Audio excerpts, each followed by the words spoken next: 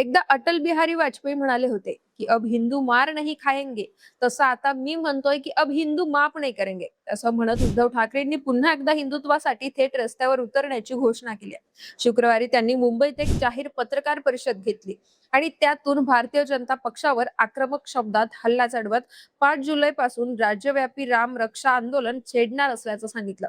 येत्या रविवारपासून याची सुरुवात होणार असून मुंबईच्या दादर येथील हनुमान मंदिरासमोर ठाकरेंनी तमाम हिंदूंना एकत्र येण्याचं आवाहन केलंय. इतकंच नाही तर यानंतर प्रत्येक ठिकाणी म्हणजेच राज्यभरातील विविध जिल्ह्यांमध्ये, शहरांमध्ये आणि अगदी खेड्यापाड्यात सुद्धा जिथे तिथे राम मंदिर असेल, हनुमान मंदिर असेल, तिथे सर्व हिंदू राम भक्तांनी एकत्र येऊन भाजप पक्षाला जाब विचारावा, असंही ठाकरेंनी म्हटलंय.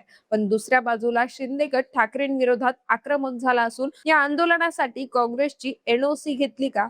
काँग्रेसच्या मांडीवर बसताना तुमचं हिंदुत्व कुठे गेलं होतं, असे सवाल शिंदेच्या मंत्र्यांनी उपस्थित केलेत. त्यामुळे हिंदुत्वाच्या मुद्द्यावरून दोन्ही शिवसेना गटामध्ये पुन्हा एकदा शाब्दिक युद्ध चांगलंच भडकणार असल्याचं दिसतंय. पण उद्धव ठाकरेंचं हे रामरक्षा आंदोलन आहे तरी काय? पत्रकार परिषदेत त्यांनी नेमकं काय काय सांगितलंय आणि यावरून ठाकरेंना घेरण्यासाठी शिंदे गटातील मंत्र्यांनी कशा पद्धतीने रणनीती सुरू केली आहे ते जाणून घेऊयात व्हिडिओच्या माध्यमातून. नमस्कार, मी पूजा आणि आपण पाहताय देदनका. अयोध्येतील श्रीराम मंदिरातील दानपेटी आणि देणगीच्या निधीचं चोरी प्रकरण सध्या देशभरात गाजतंय. यावरून युपीतील योगी सरकार असो की केंद्रातील मोदी सरकार यांच्यावर गंभीर आरोप होत असल्याने जनतेमध्ये संतापाची लाट निर्माण झाली आहे. आणि आता नेमकं याच मुद्द्यावरून उद्धव ठाकरे आक्रमक झाले असून शुक्रवारी त्यांनी घेतलेल्या पत्रकार परिषदेतून भाजपवर टीकेची झोड उठवली आहे. ठाकरे म्हणाले की आज संपूर्ण देशात जो काही गोंधळ सुरू आहे, जी काही अनास्था निर्माण झाली आहे, त्याच्या मुळावर आता आघात करण्याची वेळ आली आहे. संपूर्ण देश भाजपच्या अंमलाखाली आहे. पण भाजपच्या सत्तेचं जे मूळ आहे, ज्यात आम्ही देखील सहभागी होतोय, ते म्हणजे राम मंदिर. राम मंदिरासाठी जे भव्य आंदोलन झालं होतं, त्यात अनेक शिवसैनिक होते, देशातील तमाम हिंदू सहभागी होते. तो काळ आजही आपल्याला आठवत असेल. ती सगळी दृश्य जनतेच्या मनावर खोलवर रुजलेली आहे. कारसेवकांवर झालेले अत्याचार, त्यानंतर झालेलं गोध्रा हत्याकांड, अहमदाबाद मधील दंगल, मुंबईमध्ये सुद्धा जे काही घडलं त्यात हिंदूंनी बऱ्याच काही सोसलं. ही आंदोलनं होण्यापूर्वी संपूर्ण देशात त्यावेळी भाजपचे फक्त 2च खासदार होते. गांधीवादी समाजवाद हा त्यांनी अंगीकारलेला एक कार्यक्रम होता. पण नंतर राम मंदिरासाठी झालेल्या आंदोलनाचं भांडवल करून ते हिंदुत्वाकडे वळले. राम मंदिराच्या मुद्द्याला त्यांनी हात घातला आणि आता देशात अमर्याद सत्ता भोगत आहे. पण आज राम मंदिर हा मुद्दा एका वेगळ्या गोष्टीसाठी चर्चेला जातोय, जे दुर्दैवी आहे. आज जी काही दरोडेखोरी चाललीये, जे काही राजकीय पक्ष फोडले जात आहेत, आमदार खासदार चोरले जात आहेत, त्यांची विक्री सुरू आहे, त्याला ऑपरेशन नाव देण्यात येत आहे. मग आता भाजप सुद्धा ऑपरेशन राम मंदिर राबवत आहेत का, असा सवाल करत उद्धव ठाकरेंनी भाजपवर गंभीर आरोप केलेत. आपल्या पत्रकार परिषदेत पुढे बोलताना उद्धव ठाकरे म्हणाले की राम मंदिरावर दरोडा टाकला जातोय, चोरी तर होत आहेच, त्याबद्दलचे पुरावे सुद्धा दिले गेलेत, पण तो चोरीचा पैसा इतर पक्ष फोडण्यासाठी वापरला जातोय, असं काहींचं म्हणणं आहे. त्यामुळे जसं एकदा अटल बिहारी वाजपेयी म्हणाले होते की आता हिंदू मार खाणार नाहीत, तसं आज मी म्हणतोय की या लुटारूंना आता हिंदू माफ करणार नाहीत. जे जे मंदिर लुटत आहेत त्यांना हिंदू त्यांची जागा दाखवल्याशिवाय राहणार नाही आणि याची सुरुवात आता आम्ही करतोय. येत्या रविवारी 5 तारखेला सायंकाळी 4 वाजता दादरच्या हनुमान मंदिरासमोर तमाम हिंदूंनी एकत्र यावं. ज्यांनी हिंदू धोक्यात आहे म्हणून मोर्चे काढले होते त्यांना सुद्धा मी आमंत्रित करतोय.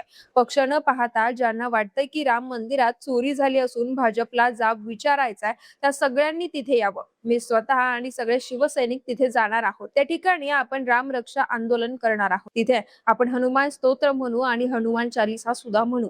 एकदा इथून सुरुवात झाल्यानंतर मग पुढे राज्यभरात सगळीकडेच, म्हणजे ज्या ज्या ठिकाणी राम मंदिर, हनुमान मंदिर असेल, तिथे प्रत्येक ठिकाणी तुम्ही राम रक्षा आंदोलन करा, असं म्हणत ठाकरेंनी समस्त हिंदूंना आवाहन देखील केलंय. दरम्यान ठाकरेंनी पुन्हा एकदा आपला मोर्चा हिंदुत्वाकडे वळवल्याने आता शिंदे गटातील मंत्र्यांनी त्यांना चांगलंच कोंडीत पकडलंय. मंत्री शंभूराज देसाई म्हणाले की उबाठाचे लोक आता महाआरती करणार आहेत, पण ही आरती करण्यासाठी त्यांनी महाविकास आघाडीतील त्यांच्या मित्र पक्षाकडूनच म्हणजेच काँग्रेस आणि शरद पवारांच्या राष्ट्रवादीकडून ना हरकत प्रमाणपत्र घेतलं की नाही ते आधी स्पष्ट करावं.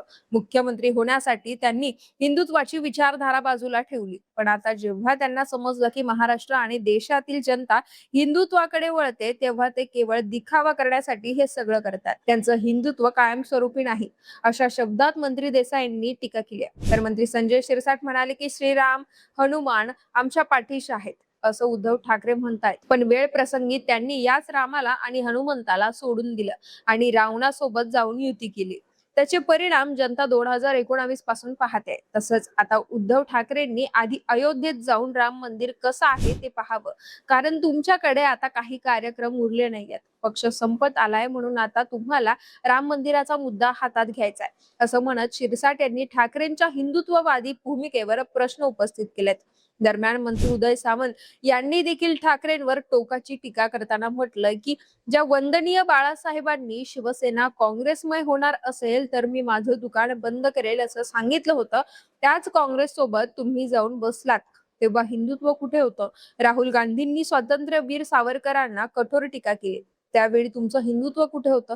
आता आमचं नेतृत्व आणि खरी शिवसेना लोकांमध्ये लोकप्रिय होते, हे तुमच्या लक्षात आलं आणि त्यामुळेच आता तुम्हाला पुन्हा एकदा सावरकर आणि हिंदुत्वाची आठवण झाली आहे. तसंच राम मंदिरातील कथित चोरीच्या प्रकरणावर SIT नेमण्यात आले असून चौकशी करून सरकार कारवाई करेल, पण त्याचा आधार घेऊन पुन्हा हिंदूंचे रक्षक असल्याचं आव्हान हास्यास्पद असल्याची जोरदार टीका मंत्री उदय सामंत यांनी केली आहे. त्यामुळे ठाकरेंच्या रामरक्षा आंदोलनावरून दोन शिवसेनेमधील ही शाब्दिक लढाई पुढे काय वळण घेते, तसंच ठाकरेंचं हे राज्यव्यापी आंदोलन किती यशस्वी होतं ते पाहणं आता महत्वाचं असेल. पण या सगळ्या घडामोडीत उद्धव ठाकरेंना आता पुन्हा एकदा हिंदुत्वाच्या मुद्द्यावर राजकारण करायचंय का, असा प्रश्न उपस्थित केला जातो. या संदर्भात तुम्हाला नेमकं काय वाटतं?